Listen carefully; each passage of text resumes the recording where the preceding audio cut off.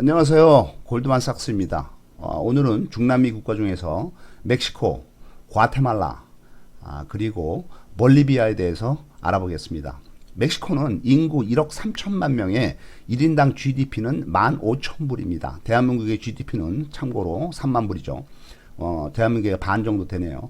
수도의 멕시코시티는 인구가 2천만이고 모두 스페인어를 사용합니다. 인구의 88%가 유럽인과 원주민의 혼혈아들입니다. 10%만이 마야족 등의 원주민입니다. 2만 년 전부터 인류가 거주한 흔적이 있으며 서기 300년부터 900년까지는 마야 문명이 발흥을 했고 14세기 후반에는 아즈텍 문명이 발흥을 합니다. 멕시코 중앙 고원인 텍스코코 호수의 서쪽에서 발원한 아즈텍인들은 아즈텍 호수 위에 수도인 테노치티툴란을 세웁니다.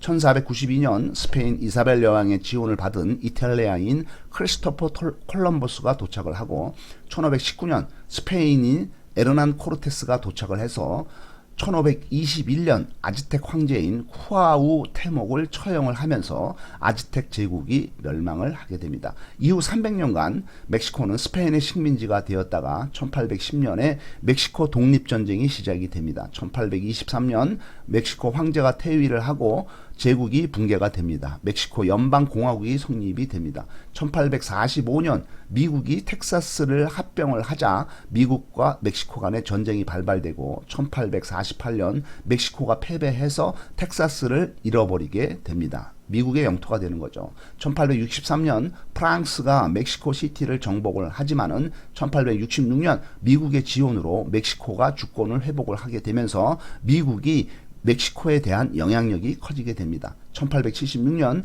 디아스가 쿠데타로 대통령에 취임을 해서 30년간 1900년대까지 강력한 독재를 실시를 해서 경제는 발전하지만은 민주주의는 꽝이 되게 됩니다. 1910년 멕시코 혁명이 발발을 하게 되고 1917년 혁명군이 승리를 하지만은 정치는 계속되는 혼란 속으로 빠지게 됩니다. 1929년 국민혁명군 PNR 일당 독재가 실시돼서 17년간 독재가 시작이 됩니다. 2018년 선거에서 좌파 정권이 권력을 잡게 됩니다.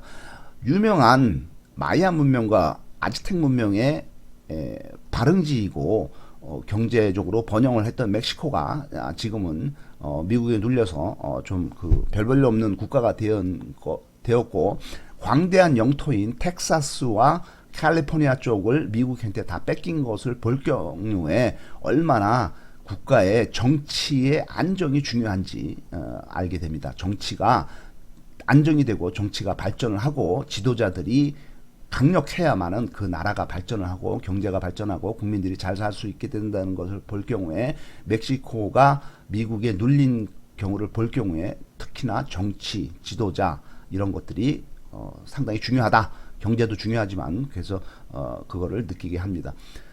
테오티우아칸은 ม็xi코 중앙고원의 텍스코코 호수 동쪽에 있는 거대한 도시입니다. 테오티우아칸 기원전 100년경에 건립된 고대의 거대한 피라미드가 지금도 있습니다.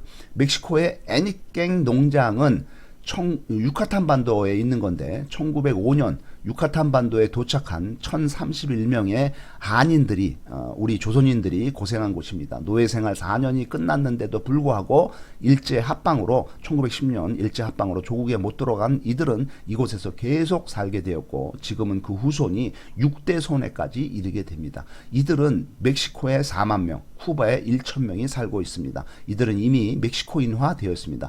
1,000명이 가서 1900년도에 가서 지금 2020년 한 120년이 지났는데 이들이 1,000명이 멕시코에 4만 명, 쿠바에 1,000명, 거의 4만 명, 1,000명이 4만 명으로 늘어난 거죠.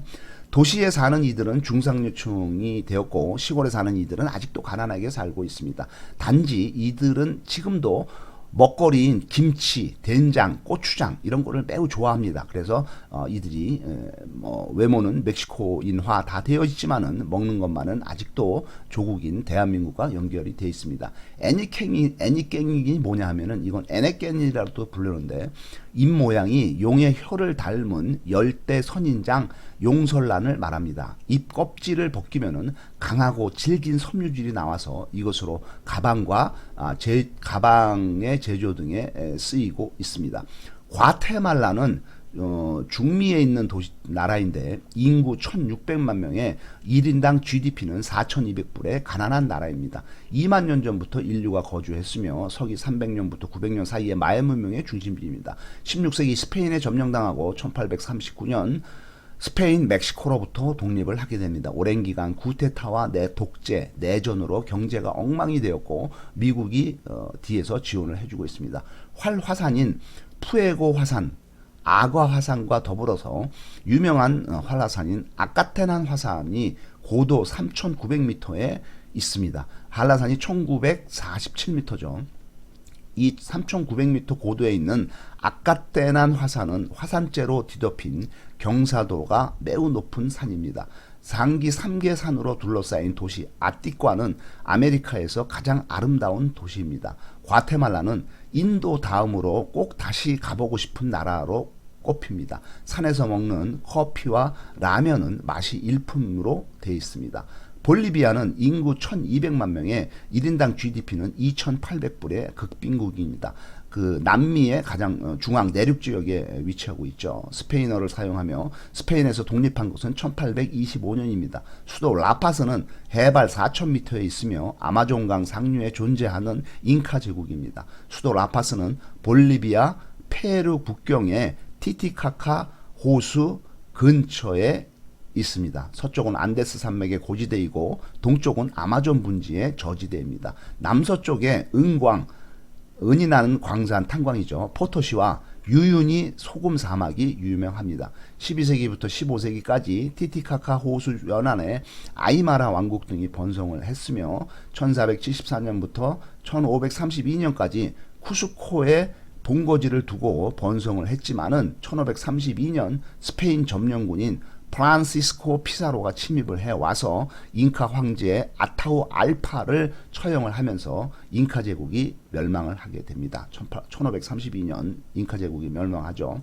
1545년 포토시에 은광이 발견이 되면서 인디오들이 원주민들이 대규모로 노동 착취의 현장이 되게 됩니다.